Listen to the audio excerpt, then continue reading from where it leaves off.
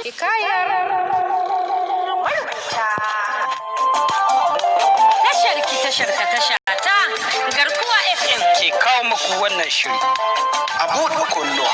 A kuma buɗe zuciya domin jin labarai masu ƙayatarwa. Ɗauke da darussan hannunka mai sanda. Na ne da bata wannan amsa.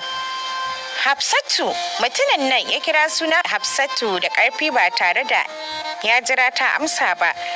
Ya ci gaba da faɗin, da gaske ne ta baki amsoshin tambayoyinki? Ta ce, ta bani, amma ba su gamsar da ni ba, don kuwa maza biyu ta nuna mini su a matsayin mahaifana. Ni kuma ko a tarihin baya ban taɓa ganin ko kuma na ji inda maza biyu suka haɗu suka haifi 'ya guda ba. Hasina gama jawabin nan sai ta ga dogon mutumin nan ya sa kafafuwan nashi duka guda biyu ya take bayan Sa'adatu yana faɗin, ko ki faɗa mata inda kika yo cikinta ko kuwa yanzu in mitsitsike ki kowa ya huta. Tare da Rukayya Abdullahi Sabo. Jama'a masu sauraron mu assalamu alaikum, barkamu da sake kasancewa da ku a cikin wannan shirin da hukumar gidan rediyon Garkuwa FM mai watsa shirye-shiryen sa akan megahertz 95.5 bisa zangon FM a nan birnin Sokoto suka ɗauki nauyin kawo muku. Littafin Keta Haddi na marubuciyar Asma'u Lamido shine za mu ci gaba da karanto muku, kuma har yanzu Nuwa Bakar Dambuwa ne zai ci gaba da tace muku shirin. Kuna tare da shirin Hikayar marubuta. A shirin da ya gabata mun tsaya ne a inda na karanto muku cewar kallo ɗaya Hasu ta yi wa mahaifiyar nata ta sadda kai ƙasa. Babu shakka ko tantama Sa'adatu ta yi tuban mazuru ta koma wa rayuwarta tsindum ta baya. Ana ƙara karanto shari'ar Sa'adatu, Hasu ta yi carab ta miƙe zuciyarta na tafasa. Idanuwanta sun yi dishi-dishi yayin da jari yake ta layi da ita. Lokaci guda kanta ya mummunan sarawa tamkar zai fashe gida biyu. Da ƙyar ta daddafa bango ta yi tsayuwar mintuna aƙalla zuwa 2 sannan ta fara tafiya zuwa can kuma ta ji an dafa kafaɗarta. Da sauri ta jiyo suka yi idanuwa biyu da ƙanwarta Ummi. Ko kafin ta ce wani abu, Bili ta iso tana share ƙwalla, wanda kallo ɗaya suka yi wa junan suka fashe da kuka. Zuwa can Ummi ta ajiyar zuciya a cikin murya ƙasa-ƙasa take faɗin, yanzu kuma littafin zai ci gaba.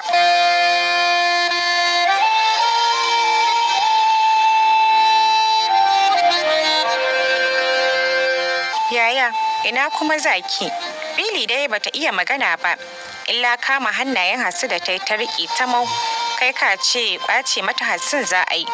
Hasu ta numfasa a cikin murya mai rauni take faɗin, je ku zauna 'yan biyu, wani abun kawai zan dawo yanzu. Bili ta buɗe baki kenan za ta yi magana. Hassu ta zuba mata idanuwa. Nan da nan ta sadda kai ƙasa, hakan ya ba Hasu damar sauran ɗaga ƙafarta tana ƙoƙarin ficewa. A ranta take faɗin, da in ga wannan ranar, gwara in shiga duniya. Ko da kuwa hakan yana nufin bin makabartu ne. Bayan wata guda, duhun dare cike yake da tsoro haɗi da tashin hankali. Dajin ƙato ne na gasken gaske, wanda a tsananin duhu ya hana ganin ko da tafin hannaye ne. Hasu ce da mahaifiyarta Sa'adatu ke faman tseren gudu, irin gudun nan na ya da ƙanin wani. Sun yi gudu mai matuƙar yawa, aƙalla na tsayin mintuna 30 da wani abu. Zuwa can Hasu ta ji an ɗaga ta sama, tana juya idanuwa biyu ta yi da wani zabgegen mutum. Kalar fatar shi faraƙal, yana da kyau a bayyane. Akwai zane a gefen shi na ɗaɗɗaya har guda 2. A lissafi kuwa tsagen nasa guda 8 ne. Cikin 'yan mintuna da basu gaza 3 ba, mutumin nan ya fara tiƙar gudu. A yayin da ya maƙe Hasu a kafaɗar shi har sai da ya sha gaban Sa'adatu. Lokaci guda kuma ya sa ƙafa ya take ta da ƙarfi, ta faɗi rubda ciki. Ya maida kafceciyar ƙafar tashi ta dama ya aza bisa ga bayanta yana faɗin, munafuka, annamimiya, tun ɗazun kike wahal da yarinya. Ina ce tun safe take bibiyar ki, amma kike wasa da hankalinta. Zafin danar da ya mata ya sa ta ƙulla wata irin gigitacciyar ƙara, wanda ya sa dajin gabaki ɗaya amsawa. A cikin murya mai cike da sarƙaƙiya take faɗin, ka sake ni don Allah, wallahi wasu tambayoyi take damuna da su, ni kuma ban san amsar da zan bata ba. Mutumin nan ya ƙara take bayanta a cikin murya mai amsawa kuwa yake faɗin, ke kuwa kika san amsar tunda ke ce silar faruwar koma menene. Don hakan ba zan taɓa sakin ki ba har sai kin faɗa mata gaskiyar inda kika je kika yo cikinta. Idan kuwa har na sake ki tabbatar ina biye da ki, da zana na ga zaki sa ta shawiya Sa'adatu, to kin san zancen da zai biyo baya. Na rade da bata wannan amsa. Hafsatu, mutumin nan ya kira suna Hafsatu da ƙarfi ba tare da ya jira ta amsa ba. Ya ci gaba da faɗin, da gaske ne ta baki amsoshin tambayoyinki? Ta ce ta bani, amma ba su gamsar da ni ba, don kuwa maza biyu ta nuna mini su a matsayin mahaifana. Ni kuma ko a tarihin baya ban taɓa ganin ko kuma na ji inda maza biyu suka haɗu suka haifi 'ya guda ba. Hasina gama jawabin nan sai ta ga dogon mutumin nan ya sa kafafuwan nashi duka guda biyu ya take bayan Sa'adatu yana faɗin, ko ki faɗa mata inda kika yo cikinta ko kuwa yanzu in mitsitsike ki kowa ya huta. A cikin wahalalliyar murya Sa'a take faɗin, Hasu ya ce kamar kowa, yadda kake da uba hakan take da shi, don hakan ka sake ni kawai in kama gabana. A hankali mutumin nan ya dire Hasu a ƙasa, lokaci guda kuma ya sauka daga bayan Sa'adatu yana faɗin, bari in barki da ita mu gani. Ya juya ya dubi Hasu cike da fara'a yana faɗin, mazabita duk inda kika ga ta shiga ni kuma ina biye da ku. Hakan suka ci gaba da tsere a wannan katafaren dajin da bai da ƙarshe. A lokacin Hasu ba ta da wani burin da ya wuce ta shiga gaban Sa'adatu, amma ina. A maimakon hakan ma sai ta ji tamkar ana maida ta a baya, a yayin da duk wani taki guda take ganin fuskar mutumin nan na binta a baya da murmushi mai alamar ƙarfafa mata gwiwa. A daidai nan ne kuma ta farka cike da tsoro mai tsanani, lokaci guda ta fara jin inna lillahi wa inna ilaihi raji'un. Don kuwa 'yan kwanakin nan tana yawan mafarke-mafarke makamantan hakan. Kallo ɗaya za ka yi mata ka tabbatar da halin baƙin cikin da take a ciki. Ka baki ɗaya idanuwan da sun koɗe sun kuma jeme, alamar sun ci kuka har ta ba uku lada. Kayan jikinta kaɗai sun isa misali, don kuwa sun yayyage ta yi butur-butur ga baki ɗaya, ba za ka ma shaida ita ce ba. Hakoranta sun yi jazar da alamar dai ba su taɓa samun gawayi ba, balantana wani abuwai shi makilim. Hasu ta daɗe ƙwarai a cikin wannan mummunan halin na kunci da kuma baƙin ciki marar misaltuwa. A takaice tun baya barowar ta kotu har kawo tsayin wata na gaba, Hasu ba taɓa kwana a cikin ɗaki mai rumfa ba. A koda yaushe tana biye-biyen kango, bola, gindin bishiya, ƙarƙashin gidaje, ƙarƙashin gada, filayen makarantu da sauran gurare masu kama da hakan. A kullum dai addu'a ta Allah ya kawo mata ƙarshen wannan masifar. Idan kuma ba ta da ƙarshe, Allah ya san yadda zai da raguwar rayuwarta. Daga gabas maso yamma jama'a ne ke ta kai komo. Kai idan baka sani ba, ka ce Safa da Marwa ne suke yi, a yayin da duk wanda zai shiga za ka ga baki ɗaya hankalinsa yana akan Hasu ne.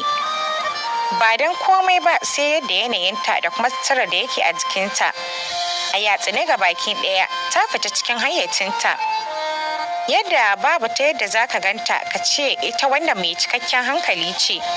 Kallo ɗaya za ka yi mata ka amince ma ranka Hasu tantiriyar mahaukaciya ce. Na san da yawan masu sauraronmu za su sha mamakin yadda Hasu ta baro gatanta suturar ta dawo titi ta zauna a kuma tsakiyar bola. Ta kuma gwammace ta mutu a hakan. To Bahaushe dai kan ce abin da ya koro bera daga rami ya fada a cikin wuta, to abin da ya gani a cikin ramin ya fi wuta zafi. Kamar kullum yau ma akan idanuwanta alfijir ya keto, akan idanuwanta aka yi kiraye-kirayen sallah asuba na farko har zuwa lokacin da aka tayar da sallah. Asuba ta shige sai kuma ta gobe. Gari ya yi sha, haske ya bayyana. Zuwa wani lokaci sai bullowar rana. A haka har mutane suka fara hada-hadar kasuwanci na ma'aikata kuma na ƙoƙarin isa ofis. Tafi-tafi azahar ta kawo jiki, ba a jima ba la'asar ta shuɗe har zuwa faɗuwar rana, lokacin kuma duhu ya fara kawo jiki. Don hakan wata da taurari suka fara bayyana don haskaka duniya. Hasu dai na zaune tana kallon ikon Allah a lokacin ne kuma ta tabbatar wa kanta zamanta a wannan gurin ba ƙaramin imani ya ƙara mata ba. Tabbas ta ƙara amincewa da dukkanin wasu halittu da Allah ya ƙaga a doron ƙasar nan ayoyi ne, ciki kuwa har da ketowar alfijir zuwa faɗuwar rana. A ranta take faɗin, idan ajali na ya riske da a hakan me zan ce ma Ubangiji na? Lallai ni Hassu na tabbata mai yaudariya. Hawaye suka shiga gwangwarewa daga kurmin idanta, da ƙarfi take faɗin, na tabbata a sarariya. Tunda har na rayu tsawon lokaci ina yaudarar Ubangiji na wanda ya halicce ni. Ina liƙawa kaina da ina a cikin cuta wacce na san ba ita ke gare ni ba. Shin idan Allah ya saukar mini da cutar harkar gaskiya ya zan yi? Wata zuciyar ta ce, Joji za kike zauna, kina ɗabi'ar maras hankali ba? Sannan kina yaudarar jama'a da cewa ke ɗin mahaukaciya ce. Ban ga dalilin da za ki sauke ibada da salon yaudara ba. Hassu, mahalincinki bai ɗora miki lalurar hauka ba, amma ke kin ɗora wa kanki. Idan baki sani ba ki sani, komai naki yana a gare shi, babu kuma dalilin da zaki kirkiri cuta da kanki dan kawai ki yaudar jama'a da gusar da ibadunki zuwa ga bai zama miki dole ba tunda ba a hayyacinki kike ba. Wa iyazu billah, ki ji tsoron Allah Hassu, ki kuma sani duk sallolin da kika rasa da gangan sai kin rama su. Hasu ta dafe kirjinta a cikin firgici tana faɗin astaghfirullah wa atubu ilai. Allah ka amshi tubana. Lokaci guda kuma cikin ta ya murɗa. Wannan alamu ne na motsawar muguwar yunwa da ta kwana da ita ta yini, kuma gashi za ta ƙara kwana a cikinta. Lokaci guda zuciyarta ta rika tashi. Yau kam ko 'yar sadaka da take samu bata samu ba. Assalamu alaikum. Muryar wani dattijo ta ji ya ratsa kunnuwan nata na Hassu. Lokaci guda ta ɗago idanuwan nata. Kallo ɗaya ta yi wa mutumin ta sadda kanta ƙasa. Yau kam babu ƙarfin halin buge-buge balle har ta canza muhalli kamar yadda ta saba, ko kuma ta hau buge-buge na nuna zahiran haukarta. Takan yi hakan ne a duk lokacin da wani ko wata suka zo taimaka mata. Don kuwa a halin da take ciki sam ba ta buƙatar rayuwar hankali, balle har ta samu natsuwa ta ci gaba da tunawa da masifaffiyar rayuwarta ta tsintsi kanta a can baya. Don kuwa ta tabbatar ma kanta rayuwa da mutane masu hankali hatsari ne babba. A karo na biyu tsohon nan ya sake matsowa daidai inda take yana ƙara maimaita sallamarsa.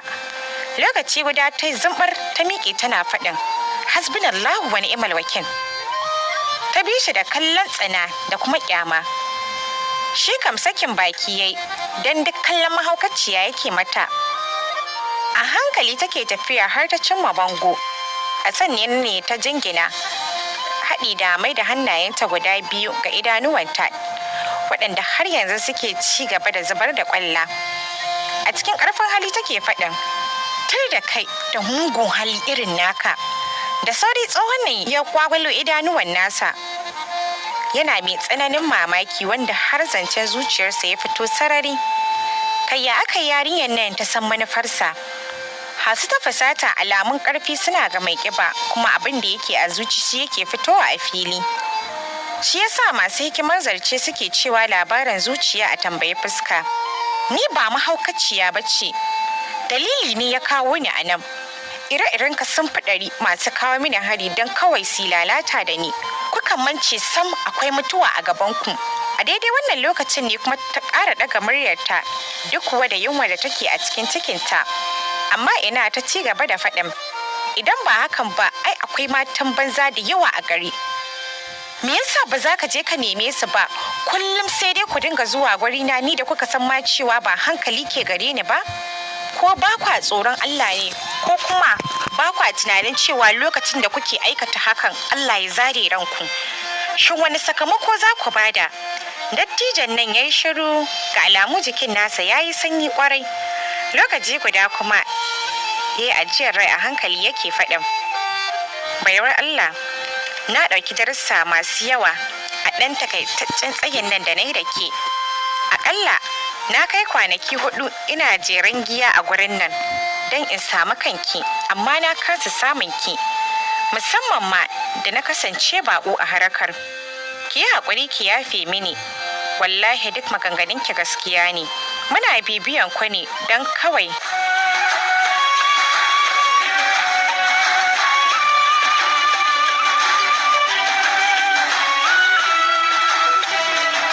masu sauraro, a nan za mu dakata a yau a cikin wannan littafin mai suna Keta Haddi na marubuciyar Asma'u Lamido. Sai ku tare mu gobe idan Allah mai kowa mai komai ya kai mu. Amma fa kada ku manta. A cikin kowane